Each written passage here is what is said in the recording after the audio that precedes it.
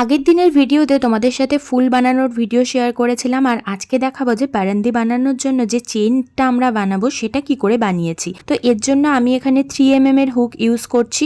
এরপর একটা গ্রিন কালারের উল নিয়ে নর্মালি আমি 20টা চেন করে নিয়েছি ফার্স্টে। যারা বেসিক কাজটা জানো তাদের এটা বুঝতে একদমই প্রবলেম হবে না, আর আমি স্ক্রিনে মেনশন করে দিচ্ছি তোমাদেরকে লিফ বানানোটা। তো দেখো 20টা চেন করে নেওয়ার পর একটা চেন বাদ দিয়ে তার পরের ঘরটায় আমি একটা স্লিপ স্টিচ করেছি। তারপরের ঘরে আবার আমি একটা সিঙ্গেল ক্রোশেট করেছি, তারপরের ঘরে একটা হাফ ডাবল ক্রোশেট অ্যান্ড তারপরের ঘরে আবার একটা সিঙ্গেল ক্রোশেট করে নেক্সট ঘরে একটা স্লিপ স্টিচ দিয়ে আমি লিফ বানানোটা কমপ্লিট করেছি। এরপর আমি আবারও নর্মাল ভাবে 20টা চেন করে নিয়ে একইভাবে লিফ বানিয়ে নিয়েছি।